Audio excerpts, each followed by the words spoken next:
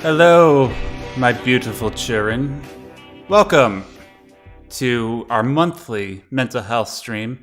Forgive me if I seem a little bit crackly in my voice. I just ate a whole bunch of shepherd's pie, and it's still tearing me up a little bit. I am your host, as always, your friendly neighborhood Simpsons kin, Maximilian Danger Darrett.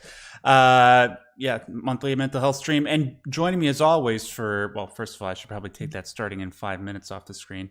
See my angelic face poking out of the clouds there? Yeah, I took that photo on the way home from, what was I on the way home from? From something yesterday, and that's what the looks sky like looked from like. heaven. Looks like from heaven. Mm-hmm. And look at that angelic face just poking out of the sky there. Isn't he handsome? Anyways, speaking of handsome, I also have my colleague that I want to introduce. He is PhD. He is a ADHD coach. He is John Tucker. John, what's going on? Here, let me bring you on screen so people can see your visage. Oh, good idea. Yeah, here we go. There you are. Hello. How you doing? I'm doing great. What's going on is somebody who was on our last show is already waiting to get on this show. Excellent. So we've got people ready to roll. I love that. I love the dynamic of these interesting, diverse people coming on with their, and somebody else. Mm-hmm. We got a couple of people lined up waiting to chat. Yes, and speaking of people wanting to come in and chat to us, I should probably tell you guys very quickly how to do that. Then we'll plug your thing, John, and then we'll get started. So, guys, if you want to come in and talk to us personally about whatever's on your mind, just as long as it has to do with something mental health or autism related, make sure to use the login that you see in the description box of this stream. You'll see a meeting ID and a password. What you need to do is take that meeting ID and password and go to zoom.us. Put that into your browser. Once you get there, you go to join a meeting, and then you put the meeting ID here, then click join, and then after there'll be a prompt to put in the password as well. Once you do that, you'll be in the queue to talk to John and I live on the air, totally for free. We'd love to hear from you. Now, quickly, John, do you want to plug your website and the stuff that you do? Sure. On my website, johntuckerphd.com, there is a Coping with COVID bar where people can schedule a chat. If they want to chat, there's 20-minute slots on Monday afternoons, Eastern Daylight Time. So there's 6 slots people can use. And there are folks who we've met on the show who've come on and chatted with me 2 or 3 times. It's fine. If there's room, we can chat. It's only 20 minutes. However, if you know what your question is and what you specifically want to talk about, 20 minutes can be quite helpful.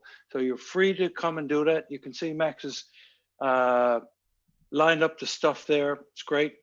Every week we get 2, 3, sometimes 4 or 5 people coming on. It doesn't matter if you've been on before.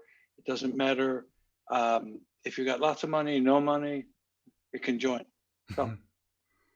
Yes, it's totally free, guys, and it's helped people that I've referred. I've referred people to this particular service that John is offering, and they've told me that it's actually helped them out a lot. So please consider it. Anyways, without wasting any more time, let's get to the people that are actually waiting for us. John, who do we have up first? Okay, at first we have Owen, who was from, and here he is. He was here a few weeks ago, and now he finally gets on. Hello, Owen. What's poppin', Owen? Not much. Can you hear and see me well? Yes, sir. Okay, good. Hold on. Just a minute, mother. Okay, anyways, the thing that I'm worried about at the moment is standardized testing from school. Because we have like end of the year exams that was today and yesterday, which you have to, do them to pass. And I'm really, really worried that I didn't do as well as I hoped I would on them. And it's going to really stress me out until I can figure out if I pass them or not. Well, that's totally natural. I'm just curious, though, like the anxiety you're feeling, is it like, do you have an anxiety disorder? Is it just normal anxiety that anybody else would feel? I'm seeing a therapist, and I've been diagnosed with depression. I don't think I have an anxiety disorder, so to speak, but I think the anxiety might be, sort of a side effect of the depression. Naturally, yeah. so to speak. And if you don't mind me asking, like, what grade are you in that you're doing the standardized testing? I'm in 8th, so next year I'll be going up to high school. And to get into high school, you have to finish the test. Wow, I have 13-year-olds listening to my channel. I must be corrupting. I'm Yeah. corrupting the next generation, John. This isn't good. I'm 14, but you know. Oh, 14. Which 14. country, state, province are you in, Owen? I'm in the United States. And which province or state? Like Pennsylvania. Oh, okay. Okay. Right on. You're not actually far from us. I think the solution might be for you to find out more about the process of how these are used. If you want anxiety and depression to grow, just keep yourself in the dark about things. Anxiety really thrives on not knowing stuff. So it makes it worse for you. Yeah. So for instance, there will be teachers or administrators or senior students who have some inside information that can help you get accustomed to what this is. Now, I don't particularly like standardized tests being used this way, but I don't know in your school district exactly what's going on, but other people might know better. So I think if you make an active process out of finding out what's going on, it won't be so bothersome for you. Yeah, I got to echo that, John. When it comes to anxiety, the reason why you feel that anxiety is because you don't feel like you're in control and you're letting your emotions take over you. The best way that you can tackle that is try to confront it forthright. Now, obviously, that comes with some challenges. You know, maybe I don't know. I'm not saying anything about you because I just met you, but maybe you don't have the best work ethic. Maybe you need help trying to figure out setting up time to study. If you set up these plans in advance, even though that takes time and effort, it's certainly a whole lot better than the anxiety that comes along with, whatever you're feeling right now. So if you can deal with this stuff beforehand and confront it, then that way you don't have to deal with the anxiety that comes afterwards. I mean, obviously there will be some anxiety, but it will definitely be a whole lot less than whatever you're experiencing right now. Does that make sense? Yeah. Okay. Well, thanks for the advice. I hope you guys have a great rest of your day. Yeah, you too. And thank you very much. Thank you for the excellent question and for your excellent articulate delivery of it. Take care and enjoy your summer, man. Once all this stuff is done. Yeah, I'm hoping it's done soon. I got my first dose a couple of days ago. Nice. Yeah, me too. I got mine about a week ago. Now I just have to wait for my government to get the second doses in order. Take care, man. Yeah. All right, you too. See ya. Okay. Very quickly, John, before you bring on the next person, I just want to acknowledge Calypso Deep Sea, one of my moderators, and also my French teacher in the YouTube comments. Sends in 10 Canadian dollars, merci Marin, is a sign of my gratitude to my Lord. That's an inside joke, by the way. A man who helped the fallen mermaid queen take her throne back, because now the queen shall rise empowered and beaming, and her story only had begun. Apparently my videos have been of great help to Calypso, and she's using her mermaid language to explain why. Thank you very much, Calypso. All right, who do we have next? Hello, am I coming through? Yes, sir. Yes. All right, Joseph Harper. That is me. Hello, nice to meet you both. Nice to meet you. What's going on? First and foremost, I'd like to thank you for both of your gentlemen's time. My name is Joseph. I'm 29, almost 30 years old. I'm on disability for various mental issues, ADHD, anxiety, depression, PTSD, and borderline personality disorder. I have been through a lot, and I mean a lot in my life. I have witnessed many things. I have lived among many different kinds of people. I have been homeless on some of the worst streets in this country. I could go on and on about what I've been through, but the main reason that I called in today is because I wanted to talk about, and I know this is kind of like a broad topic, but the subject of the human condition. I don't understand what is so hard about people being kind to one another, people doing the right thing, people taking care of each other. I don't understand why there are so many people out there that cannot seem to grasp the basic concepts that we are teaching to kindergartners. For me, in my head, it's as simple as 0 + 0. Just be kind to one another. It makes logical sense. And I don't see why so many people, especially those with money, power, influence, et cetera, the people that truly run the world. I'm not talking about, the governments and stuff. I'm talking about the backroom deals and all the corruption that goes on in this world on a second to second basis all around this planet. Things that most people don't even think about. I don't understand why this continues to happen, because in my mind, if you look at it logically, it makes sense to do right by other people. It makes sense to take care of each other. The more people that are thriving, the more we all thrive. That's literally how reality and nature works. Mm. So I don't get why it's so hard for these so-called adults who are running the show behind the scenes. I don't understand how they can think themselves intelligent when all they're doing is not only screwing other people over, but they're screwing themselves over in the long run too. Well, Joseph, you should have this show. You're good. Yes. You're really good. What a great rant. And you're right. It is simple. People can be kind to each other, and why they are not kind to each other, it's inscrutable. However, my perception is this. I can't do world peace.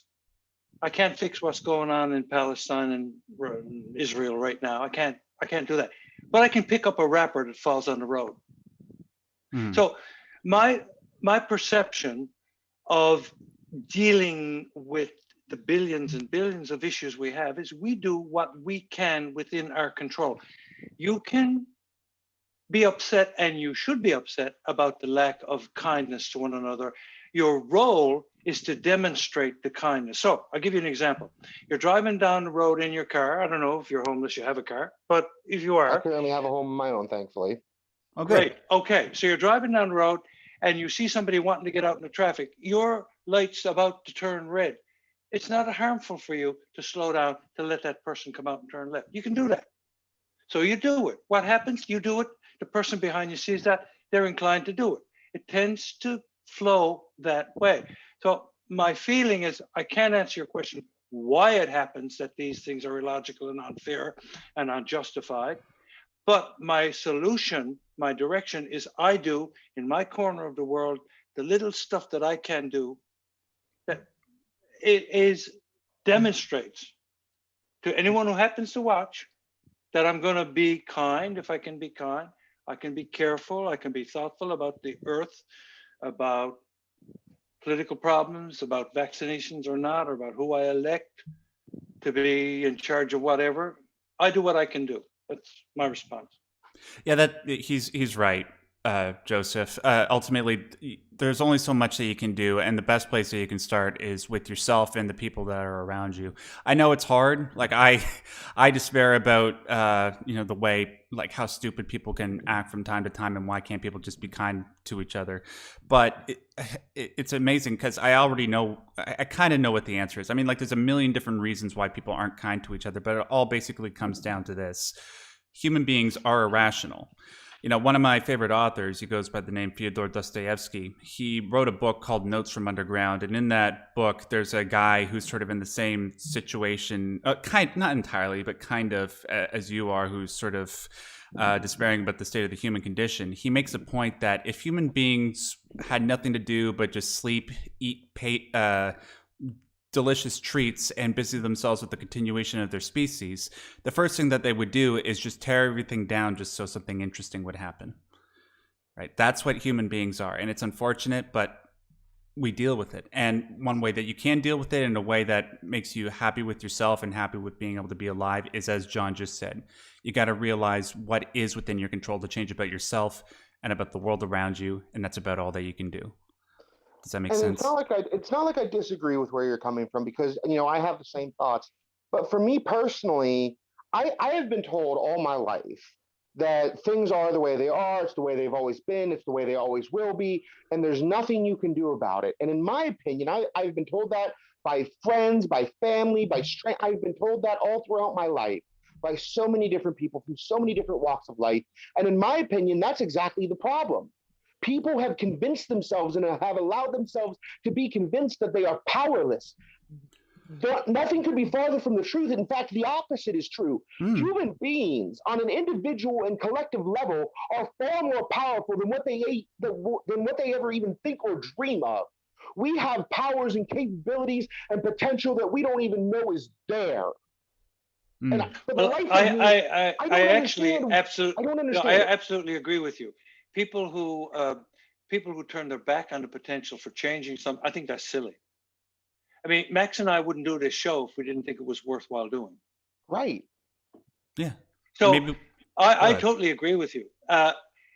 All those people who said things are the way they are and you can't change it, they're sticking their head in the sand. There's no need of that. No, you can change it. There's no need of that. And there's no point. And by the way, it's not even efficient. No. It's not even efficient to do that. It's much more efficient to say, let's see what we can do here. Let's see what we can do. Let's make this better. If you deal with problems, then there's no longer a problem. Then you can move on. It's not hard. No, you make it a challenge. You make it interesting. You say, okay, let's see what we can do about this, whatever this problem is. Sure. Because like I said, I'm sure, as you can tell by, how I talk, how I, the words I use, I'm sure you can tell that I'm a highly intelligent person, and I am. Yep. That's not a boast or a brag. I know me. No, obviously you are. What I don't understand is how is it that other people, so-called intelligent human beings who are intelligent in their own right, in their own ways, can't see how stupid they're being. It's like everyone has blinders on to their own selves. They can see what's wrong with everyone else, but the moment that it becomes about them, it's like, oh, nope, we ain't dealing with that. We ain't talking about that. Go away. Do you want the answer to that question? Go ahead. Yeah, the answer to that question is because there's nothing more painful than feeling or thinking or realizing that you're responsible for your own misery. And people would rather ignore that. I am a master of the art of self-sabotage. You know what's even more painful than destroying yourself? Realizing that the power to change that lies within you and you're doing nothing with it. Yeah, that too. But the thing is, there are people that don't realize that they have the power within them to change things. They don't want to. Well, they don't want to, but they don't even realize they can. Hey, maybe one thing that you can do, Joseph, is maybe bring that realization to people. That would be within your power. See, I've tried that with many different people. Like I have gone and put myself in situations, gotten myself involved with people that in hindsight probably shouldn't have done, because more often than not, all people do is take advantage of me, take advantage of my kindness, take advantage of my generosity. I've had many, many situations in my life like that, even recently, like even just in the last week.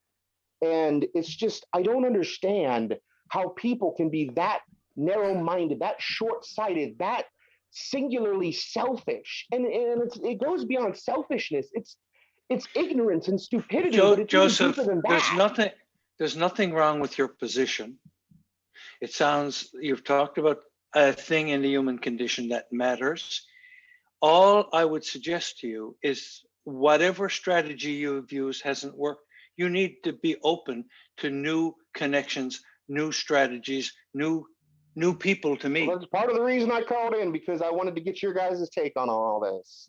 Well, I think you're right to soldier on and locate that kind of group of people, that organization, whatever they are, who actually cares about changing the way things happen. And the closer they are to you, the better. Right? Yeah. I know I only got so much time on here. Well, we have to move on now, but I believe you're on to a good position. You just need to locate a way to find people that you can join forces with, who are empathetic, and like, obviously there's nothing wrong with your brain. It's great. Mm-hmm. You just got to arm yourself with some good strategies and some colleagues who can help you fix stuff. It doesn't matter where you are or what it is. Yeah, you certainly have the intelligence and energy to do it. Yeah. Well, thank you. No problem, sir. Get out. Yeah. You gentlemen both have a great night. God bless you both. Yeah, you too. Peace out, bro. Very quickly, I just want to read this. Isaac sends in a $9.99 super chat with that Sly Cooper avatar. He says, I hope to one day live as independently as possible and find a girl who accepts me for who I am. I won't judge. We are all humans on the inside, no matter a person's size or skin color. Much love to all. I completely agree. Love is what love is. Isaac, thank you for saying that. Beautiful note from Isaac. And now we have Chip O. Hey, Cheerio. Crumpets. can you guys hear me fine? Yes, sir. So I'm from Canada. Not that it's relevant. What part? Alberta. Okay, right on. I've been dealing with depression, I guess. Not diagnosed, but I can feel it coming along.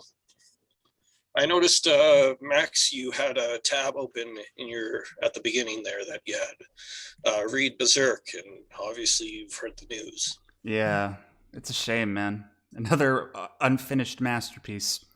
Yeah.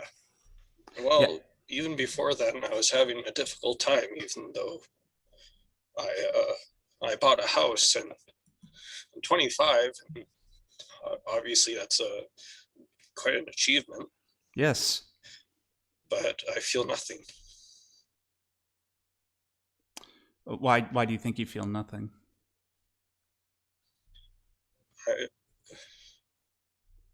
I don't know. Chip, a person who is wrestling with depression can often feel like not motivated to do things. That's, part of the condition. However, that doesn't stop you from doing useful things for yourself, for financial purposes, for other people. So while you're going through the depression, okay, that can be dealt with. Experts can help you deal with that, various people. But well done you for going ahead and buying a house, even though you didn't get that ping of reward and happiness.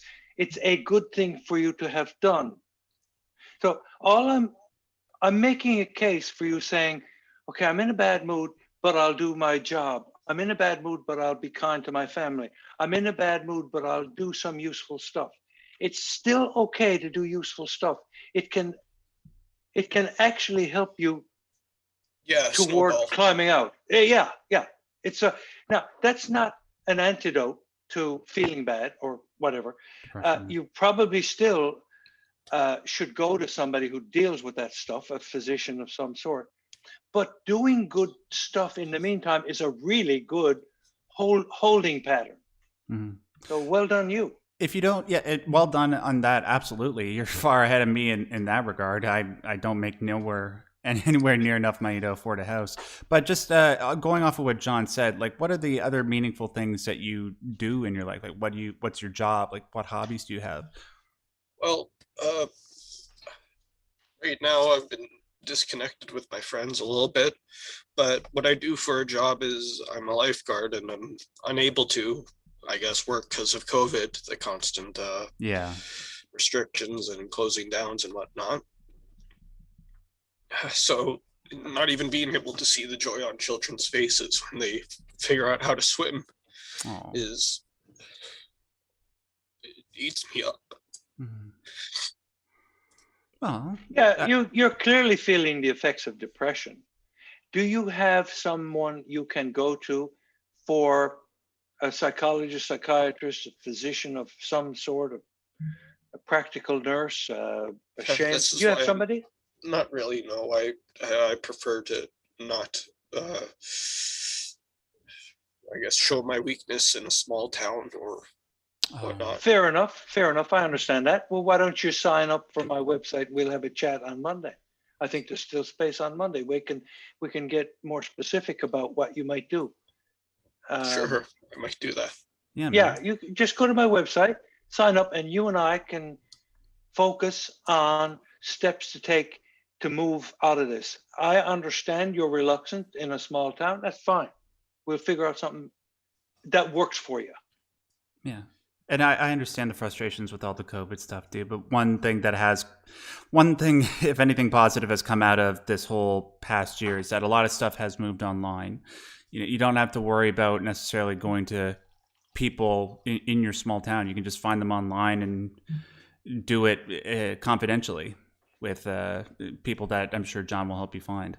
And by the way, I understand you're going through a lot, dude. Just depression is an absolutely terrible thing. I've been there. Just make sure that you do not deal with this alone. Brooding and spinning, it's not helpful, and you'll drill yourself into the ground, and you don't have to. You deserve to be happy. And the first thing that I think is easiest for you to do right now is just reach out to somebody that can talk you through this, be it John or anybody else. Just make sure that you do that, okay? And before we let you go, I just want to ask everybody that's listening to this live right now, just I want to see some hearts and show some love for Chippo, so that, maybe provide a little bit of a boost to his mood, just showing that we do have a loving community here.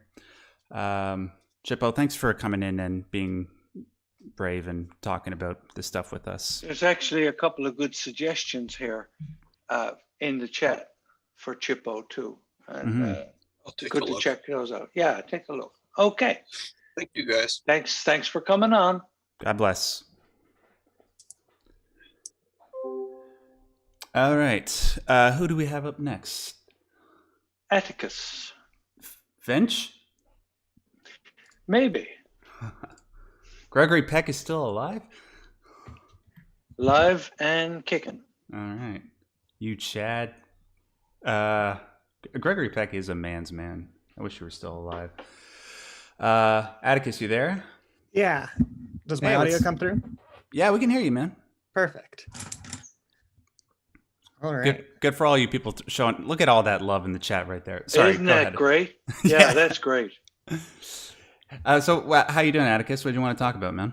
I'm doing great. So, I mean, I should say that in the last year, I think my mental health hit the lowest point it's ever been. But on a positive note, I'm also doing considerably better now than I think I have in the past. And I kind of want to, well, first, let me get it out of the way. I was diagnosed with autism this year. Oh, good. Yeah. Okay. And so part of that is actually due to some of your videos. I watched you and a lot of other autistic content creators on YouTube kind of helped me steer myself in that direction. So that's been very helpful. The question I had is related to that, and it's, what are your strategies for kind of advocating for yourself or like asking for accommodations in like work or school? Right. So I'll just tell you what I do personally, and you can try and apply that to you. And if it doesn't work, you could always come back and participate in another one of these, or just email me. What I normally do when it comes to work positions, I do my best to try and mask it for as long as I can, because there's usually that probationary period where you get hired. I hide it, and then once you get past that point, I found that being able to tell people about this stuff, they're usually more than accommodating. And it has been an enormous benefit for me. Like, I recently had to leave my job because of pain in my legs and because I'm moving to another place. But I was able to stay there for as long as almost 4 years, whereas prior to that, every job I was ever at, I was only at for about 3 months. I was able to do that because I employed that strategy where I masked and then waited as long as I could. And then after that period, I told them, hey, this is what the deal is. And then also, when you do tell them, make them realize that, hey, what I want to do for you is I want to be the best employee that I can be. I want you to feel like, hey, I made the right choice in hiring this person. Just let them know that when you are asking for these accommodations, it's not that it's going to provide a detriment to their business. Them providing these accommodations for you is going to help make you be the best employee at that place. And more often than not, when those accommodations are applied for autistic people, they do outperform their other colleagues. That's what, not to toot my own horn, although that is usually my favorite pastime. I'm just talking about the context of this particular conversation. It's true. The people who are on the autism spectrum do tend to outperform in whatever field they are involved in. Actually, that's getting pretty well documented now. We had last year on the show representatives of Auticon, AUTICON, and a group that started in Europe that only hire people with Asperger's or autism for consultations and technical work. Since that time, I've run across a number of organizations that reach out to people on the spectrum because they do great work. Once the accommodations are in place, they get authenticity, they get bristling intelligence, they get loyalty, they get steady performance. There's a lot of good evidence that if you accommodate whatever these conditions are, wow, away they go, and they'll work and work and work, do great stuff. Yeah. You should take pride in that. I'm sure that you are a hard work Atticus when it comes to the stuff that you enjoy. And yeah. No, and I've certainly noticed kind of some advantages I have. The problem I have is I work in a distribution center, so logistics work. And what I am good at is quality control, but the pathway for that, the intermediary spot for that is running an assembly line, which is not my forte because that is dealing with people. That's the only route? So what the deal is I'm currently working at a temp agency.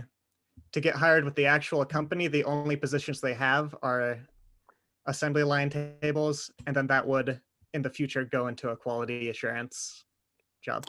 And I will say I'm not stressing too much about this. I think having gone through this year of reflection, I'm kind of leaning towards heading back to school.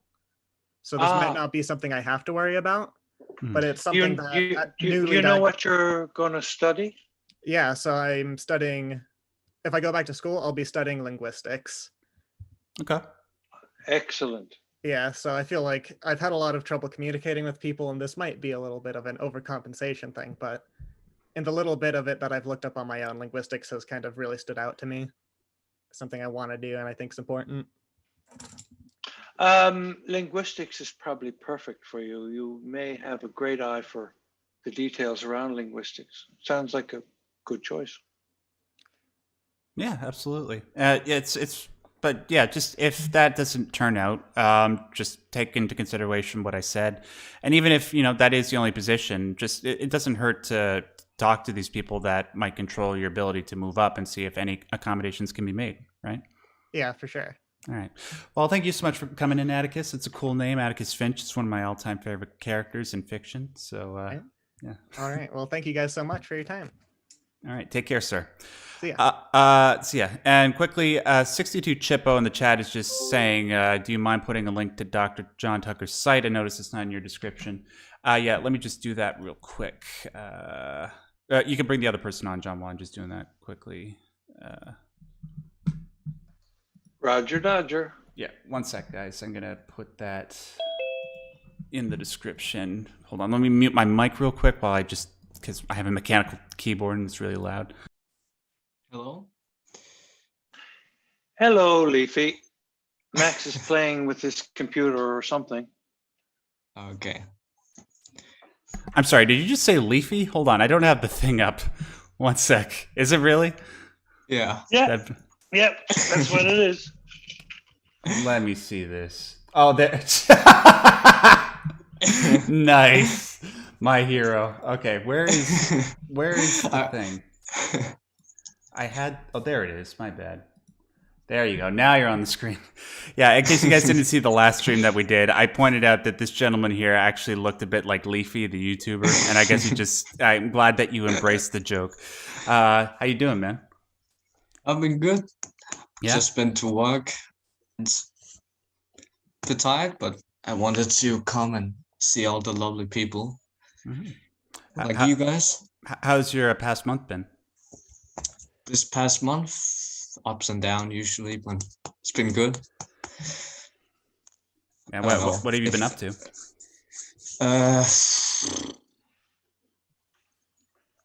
Just basic stuff. School. I've done some more recent work. Trying to be working more on my videos and nothing interesting, basically. Just wanted to come say hi. Yeah, but no, I actually, I don't know. Recently, I was at a family reunion. I don't know what to call it, with my mom and sister and brother and their wives and husbands. And while we're talking, I made a joke, and apparently it offended them. And then they told me that we had this discussion about that usually a lot of things that I said to them have affected them, like it has hurt them personally. Oh. Without me trying even to. I guess that's a part of the Asperger symptoms, speaking loudly. Yeah. But they told me that a lot of friends I've been spending time with, they had called my mom and told her that the things I said had, really, it affected them deeply and it hurt them what I said. And I don't know. It's just when I heard that, it just kind of made me feel a little bit bad, and I've been a little bit more alone because I care about these people that I, insult without trying to. Yeah. So when I'm being told that it offends what I'm telling them, it doesn't feel great. And I don't know. It's just always when I'm talking to people now, I don't want to talk to people now because I'm scared that I'm going to say something that will offend them, and therefore become a little bit more, alone and isolate myself. Not because I want to, just because I don't want to make anyone sad or ruin someone's day. Yeah, dude, I totally understand. I've been there too. Like, before I got my autism diagnosis, I tended to do the exact same thing that you did, apparently, just say stuff that I found to be completely innocuous and people just got offended by it. And I later find out about it and it just freaked me out. But listen, it's not like this has to be the case every single time you have an interaction with somebody. Now that you know that this is what you're dealing with, there are strategies that you can employ so that you can be around other people and they won't judge you. They'll be more understanding, and people will be very patient with you. It'll just take a little bit of practice at first to just sort of get a feel for when to tell people about this sort of thing with each new person that you meet. Just as a general rule, just try to be as kind as possible. Just think, like, this sort of goes without saying. I'm just leading into my next point. Just try to adopt as diplomatic a position as possible while talking to people. Just try to be as nice as you can. Think about what you're going to say before you say it. And if at some point you feel like, hey, I feel like I might have said something in the course of me interacting with this person of the however long it was, like half an hour, maybe less than that, maybe more, that you might have said something that might have offended them, just say, hey, I have Asperger's syndrome, ASD, and one of the symptoms of it is that I tend to say stuff that people interpret as offensive without me meaning it. And if I ever said that, anything like that, I'm genuinely sorry, because I'm genuinely happy to be around you and to talk to you and have you as company. Once you say that, they'll focus on the complimentary thing of what you said rather than the other thing more often than not. And then once you do that, you'll start to realize, hey, all my future interactions don't have to be like the past interactions I've had. And then you'll just be so happy to have those new people in your life that you'll forget about all those things that have happened in the past. That's what's happened with me, and it could be absolutely possible with you. I mean, you have a great sense of humor. I'm glad that you're able to you were able to embrace the whole Leafy thing, so that's good. I'm sure that there will be people out there that will like that about you. Yeah, I don't know. I texted you here recently, and I it affects people that I care about, but also just meeting new people, because sometimes I want to text people like you and just say, how are you, or what's your opinion about this, just having a conversation. But if I believe it has affected my talking to people. Mm-hmm. Well, I can see why it would, because obviously you're a sensitive person, as well as somebody who has a filter that sometimes doesn't come into place and things get said that you didn't mean to say. I just had a thought that might be useful to you. You were with a bunch of people, and maybe amongst that bunch of people, there is a potential ally for whom you can explain some of the stuff Max was saying about this is what happens and so on. Maybe they can join you in explaining to other people, but don't worry about, because that's what's going on. So I'm just wondering, is there somebody you could say, look, can you give me a hand with explaining this to the rest of the people or something? Is there an ally in that group? Someone who is like on your wavelength some way or other, or on your, would help with that. Just one person. My dad has also ASD. And, so, okay. I would say you should talk to your dad about the very thing you're raising now, and together you can move it along a bit. Yeah, that's a great idea. Okay. Yeah, Do you think he'd be because open to that? he has your Mhm. interest at heart, right? Yeah. I think that's a good strategy. Okay. It certainly help your, like, I'm sure you have a great relationship with your dad already, but it's, a great way to bring each other together, help each other out.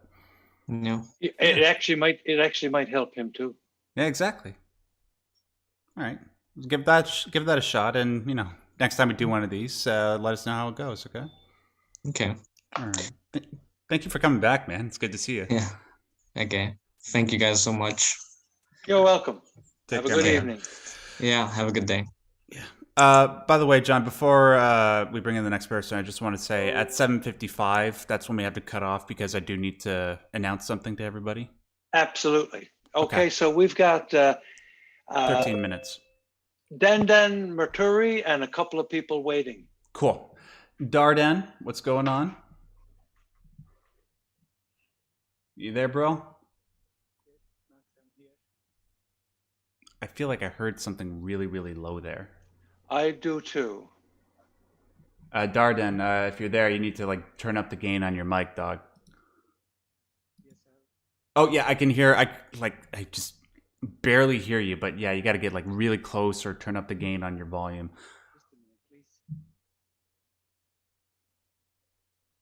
I think he's working on it, guys. Just bear with us. Trailer Trasher, another one of my moderators in the chat, says, "Man, I found an ally in school, and he became my best friend in life." Yeah, there are people that are that kind. Yeah, excellent. Darden, I can't hear. I can almost hear. I know he's there. There's something, little tiny voice. Yeah. Here, Darden, maybe just take a second to try and figure out your mic, and we'll try to get back to you, okay? Can you hear me? Yep. Yeah, there we go. Perfect. How's it going? I was just following you live on YouTube. If I open YouTube, it would be an interference for me, so I'm just gonna close the live stream, and I will talk like this with you. That's good. Okay. Thank you very much. Darden, are you right up close to your mic? Because yes, I'm using my headphones. Okay. Is there any way that you can bring it up just a little bit more? Close or far? Bring up the gain on your volume. I don't know. I think. Yeah, because unfortunately, the way that OBS works, that's the program that I use to stream. Unless you're at the same level as us, you're going to keep cutting out, and people won't be able to hear you. Is it better now, or it's still the same? Still the same. I'm sorry. Maybe I'll not. Would you like to ask one question or make one comment, and we can see if we can help a little bit with whatever's on your mind, and then we'll go on to the next person. Yeah, you say it, and then we'll repeat it, and then we'll talk about it. Okay? Well, yeah. I was just following you, and I've been following Max and his videos for a long time now. I was just wanted to share some kind of a good news and also ask a question. Okay. I'm soon, in 2 months, I'm going to be a father of a daughter. Congratulations. Thank you very much. And since we are talking about mental health and all these other things, I would like to ask John also, how can I be a good father to my future child? And I don't know, if he's born normal as I am, with no mental health, with no mental health problems and things like this. Right. Okay. I've got two suggestions. Well, first of all, John, just because people probably didn't hear what he said. Sure, go ahead. Yeah, so Darden just let us know that he's going to become a father to a daughter very, very soon. And I said, congratulations. And I hope everybody in the chat does as well. And he just wanted to ask us if he could have any advice on how to be a good father to this child, particularly when it comes to the fact that he apparently has some form of mental illness, and just how that might pass on to his daughter and all that. And because John here is a father and I'm not, at least as far as I know, I'll just hand it off to him. Okay. Two things. One is you must put respect high on the list of what you show. Now, I'm saying this about a very young person. Some parents go into the parenting role saying, oh, I love my child, I love my child, I want to do the best for them. I'll make sure that they're never this and never that. But they don't show any respect for the person as a person. So the child becomes an extension of the adult and a not very happy one. So I think respect is important. What's good for them, they will actually show you in some way or another. And as they get older, this respect word needs to come in, this acknowledgement of their right to make decisions, or whatever the case might be. So that's really important. That's one thing. The other thing is model the behavior. In other words, behave the way you want the child to copy your behavior. So you don't say, be a good child. You show, be a good dad. That's my 2 cents. Thank you very much. No You're problem, welcome. sir. Thank you for coming on. Thank you. Maybe in the future I'll join you again. Absolutely. I'm joining from Europe, and here is after midnight. What part of Europe?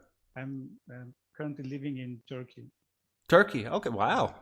That's impressive. Didn't know we had listeners there. Thank you. You have watchers and listeners also. Yes. All right. Take care, my friend. Thank you very much. Okay. We have time for one more, John. Okay, we've got several people, so one more is not a problem. I'm bringing on Nikola Pavkovic. Wait, that name sounds familiar. Hold on a second. Hello. Nikola. Am I audible? Yep. I'm heard. Okay. Hello, I'm Nikola. I have Asperger's syndrome, and I'm in Australia. Hi. It's pretty early over there, isn't it? It's 9:48 a.m. So not too yeah, early. my bad.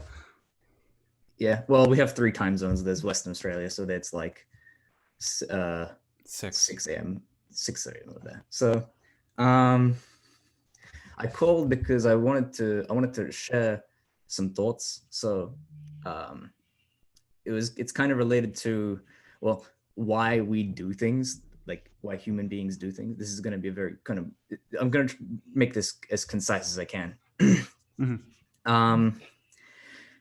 We're kind of in life, sometimes we get told that we should do things that feel good or do things for fun, right? We hear this sometimes, that like it's good to do something for fun. But I kind of tried to put this together with a couple of other thoughts. So if we try to do things just to feel good, then there's going to be the problem of diminishing returns. Because if you have something for fun for a while, it'll start to feel normal, and then you'll need to do it more often. And you can kind of see this effect when people do drugs. If they do drugs, they have to do more of them more often to get the same high. They start chasing the high.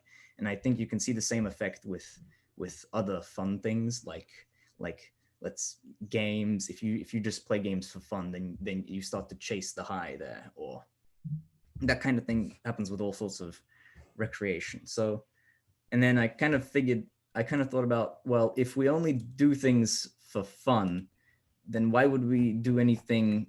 The problem is, not all things that feel good are good, and vice versa. Not all things that are good feel good. Like, for example, the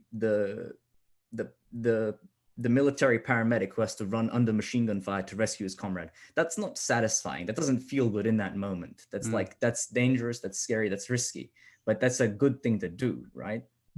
So that kind of shifts the paradigm. Like, should we really do things just to feel good is the question. And I kind of figured, well, what if we do things just because the things are good, not because they feel good? And well, that kind of leads me to the thought process, like, if I just wanted to feel good, why would I ever go to work? Because at work, there's all sorts of risks. Like, I can burn my fingers, or there are confusing situations. It might smell bad. There are people who can be mean. I might make mistakes. There are risks and consequences. And none of those things can feel good.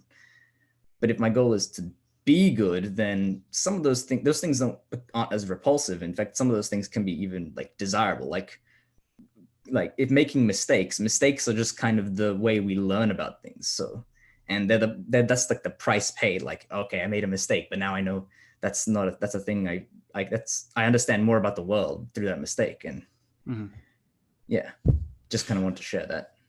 Yeah, well, when it comes to, the point is pretty much already articulately and effectively made when you bring up the point of doing drugs, right? Like, it certainly feels great to take them the first few times, but then after a while you build up a tolerance, and then eventually what was great at first becomes your worst nightmare. And the same thing is sort of true in the reverse. If you start doing something that isn't exactly pleasant at first, eventually, if you stick to it, and as long as it is something that's going to ultimately turn good, like let's say it's exercise or maybe learning a new language for the first time, or just things out the top of my head, even though it's unpleasant and stressful and adapting to a new routine can be hard, if you stick with it, that bad thing could turn into something very good. Ultimately, what you need to do is you just need to, before you can even attempt to do stuff like this, you just have to have a proper definition of what good actually is. It's not hedonism, as you pointed out,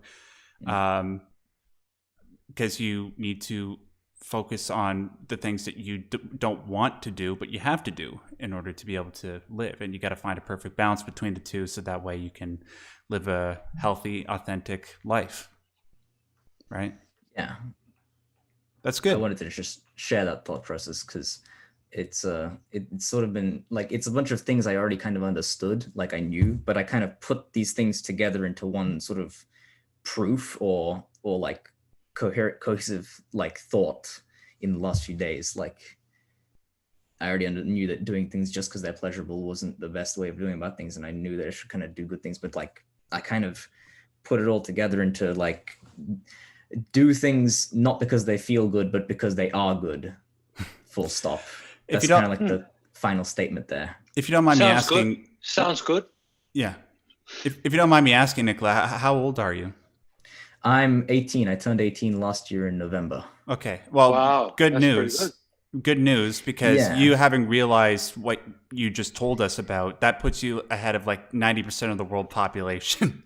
Yeah, so. I mean, the thing is, I kind of had to figure out this because, well, I didn't have very good experience in high school. I didn't have that kind of direction for a lot of it. I just kind of had no purpose. And then when I started realizing I couldn't just like, I was sort of in the early parts of school, in high school, I was kind of able to just kind of coast and do the problems without really studying. But then I started failing that, and I didn't have the internal discipline to study. And I didn't have the internal purpose to do it. So it was kind of problematic, and I had like depressive problems. But then I had to either figure out this problem or succumb to depression. So I kind of had to figure out the problem. And that's where I am now. Well, I'm glad that you did figure out the problem, and that you had the discipline and the will to take care of it. Not everybody does, but you do.